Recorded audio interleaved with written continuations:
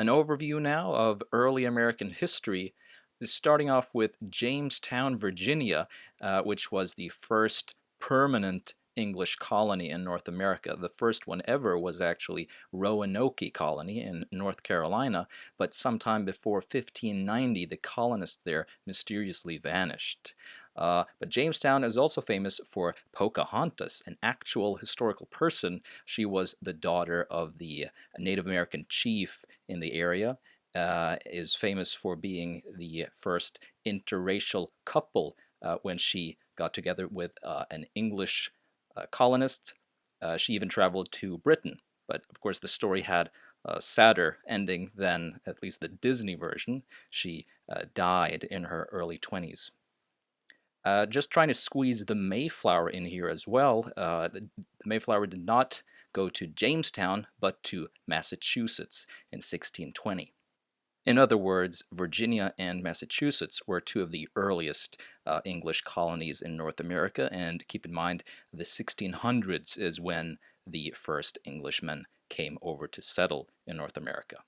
And by the way, keep in mind that this was only English colonies. The United States was not founded yet. The French and Indian War is very important for the founding of the United States. We'll get to that in a minute.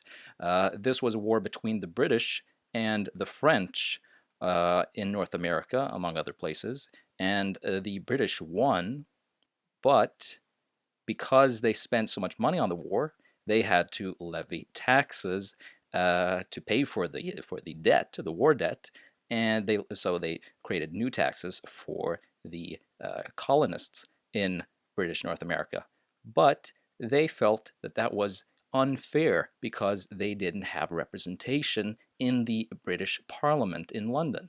So hence this motto, if you will, no taxation without representation.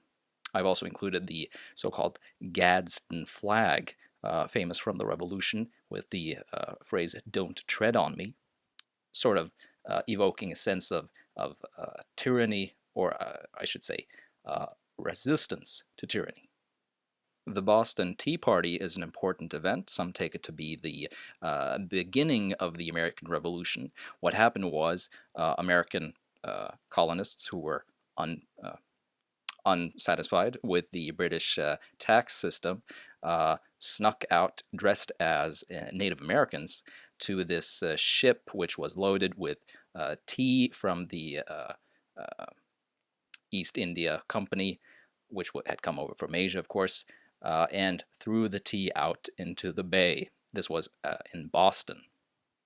The American Revolutionary War is what followed because the British were so reprehensible and eventually shots were fired, so the war began in 1775, and it lasted until 1783 when the British finally recognized the United States as a separate country. Thomas Jefferson is famous for having penned, that is, written, the U.S. Declaration of Independence, which was, of course, signed on July 4th, 1776, Independence Day for the United States. That means that that's when the United States itself sees it as its birth, you might say. Its birthday, really. And this is the document that includes the phrase, we hold these truths to be self-evident that all men are created equal, that they are endowed by their Creator with certain unalienable rights, that among these are life, liberty, and the pursuit of happiness. And this document sort of lays out the vision of the United States as a democratic country with equality of rights.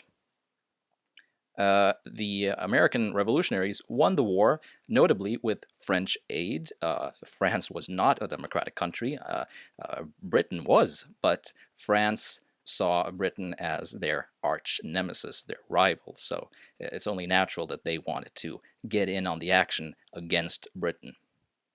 And like I said, independence was recognized by Britain in 1783. The U.S. Constitution deserves a few words here. It was written and ratified. That means it was acknowledged by all the states and put into effect between 1787 and 88. It is the oldest functioning constitution in the world, no less. Several countries in Europe, for instance, they got constitutions afterwards, and they have even created new constitutions. France, for instance, has had many constitutions since their first, but the United States, nevertheless, has the oldest functioning in the world. And the Constitution sets up the political and institutions of the country. It's sort of a blueprint of how the government is supposed to function. That's the point of a Constitution. And so it set up the country as a federation of states. That's why it's called the United States of America, because each of the original 13 colonies, they sort of ran their own business as autonomous states, but together in a federation of states, the United States of America. The Constitution also sets up the country as a republic, a republican government led by an elected president. The first words of the Constitution, by the way, are "We the people." So you get certainly the democratic sense there. An elected president at the federal level for the entire USA, while governors run the affairs at the state level. And this is the document that states, that sort of fleshes out the division of power at both levels between an executive branch, a legislative branch, and a judicial branch of government. The U.S. Bill of Rights, by the way, is a second document written and ratified between 1789 and 91, with amendments, 10 amendments to the Constitution. An amendment is basically an improvement or something, a change that is made that is added to the Constitution. In this case, 10 amendments, which are rights. They sort of forgot to put that into the original Constitution. Even though this document that is called the Bill of Rights is the document that has the original 10 amendments, that doesn't mean that there cannot be more amendments, because, in fact, there are. A central phrase in American history is this. It says manifest destiny, and that was what they called the belief that the U.S. was destined to expand westward, that they should not just limit themselves to the original 13 colonies on the East Coast, but in fact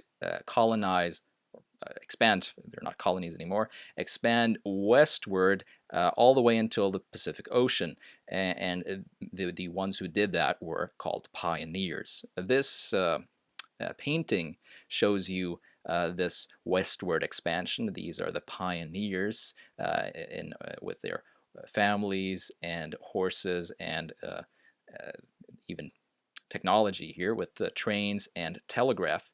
This figure here, by the way, is a goddess called Columbia, which is sort of the personification of the U.S. before they had Uncle Sam.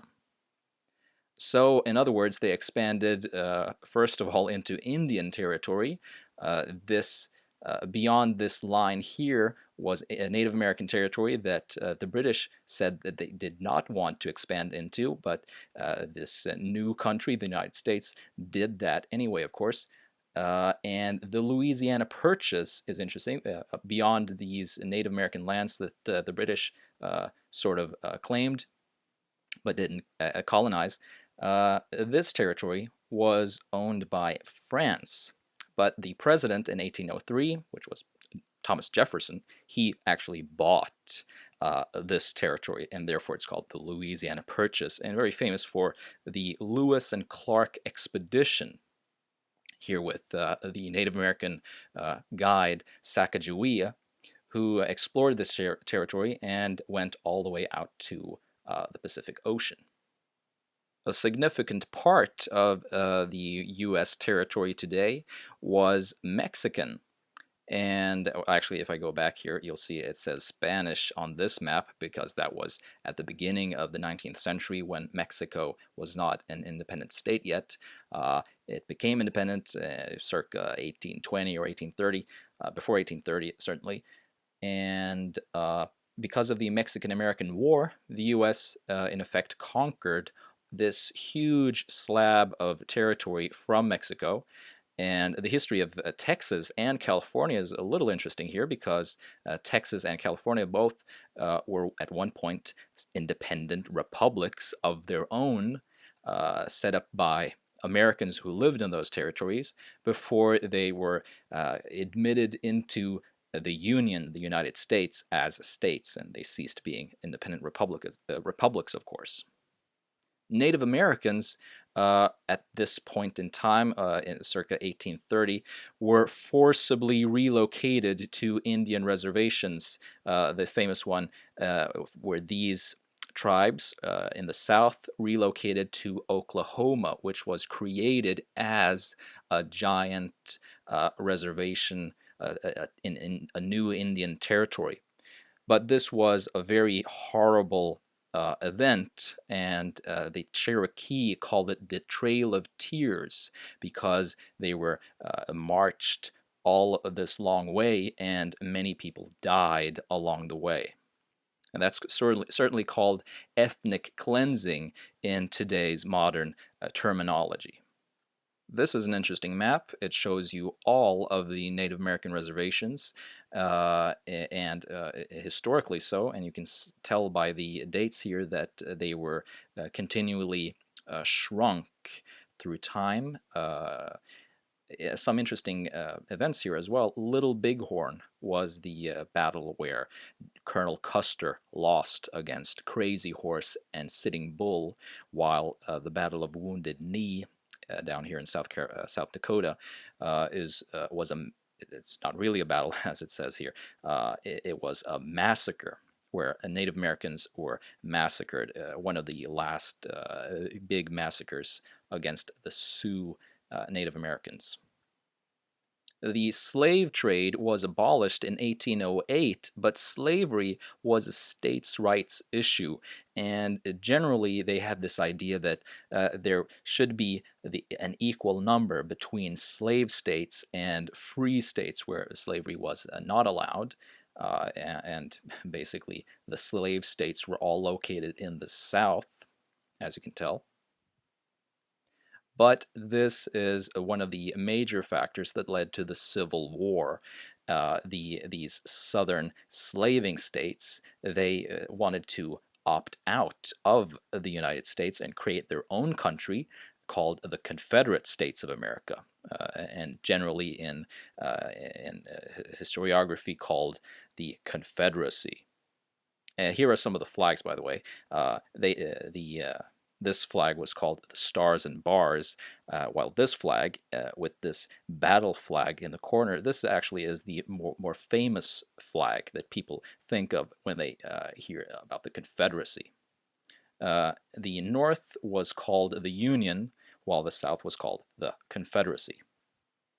And Abraham Lincoln, was president of the Union of the North of the United States at this point, and he is the one who eventually abolished slavery with the 13th Amendment of 1865. The Transcontinental Railroad is a huge achievement, really, was finished in 1869. As you can tell by this map, the eastern half of the country is still more populous, and the railroad system was pretty well built out at that point here, but not so in the west. But this transcontinental railroad could connect all of these lines with a railroad going all the way to the Pacific Ocean. Anyway, thanks for watching. Hope you enjoyed it, and catch the other video for a more modern day American history.